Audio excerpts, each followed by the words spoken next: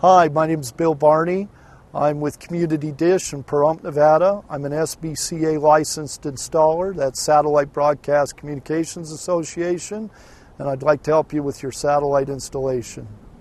We're now going to program the Dish Network remote to control the satellite receiver. The first step in doing that is to come back, and on the right side panel you'll find the System Info button. With the receiver off, you press the System Info button. Once that has been pressed, the System Info screen should come up on the television. Once the System Information screen has been brought up, you'll notice that there is a green number 1 and a blue number 2. This is the System Info screen on a Dish Network dual tuner. That's one receiver that controls two TVs independently. The number 1 also being coordinated to the number 1 remote with the green bottom. Next to the number 1 is the number 5. That indicates the remote address that this remote is currently programmed to. It comes default on number 1.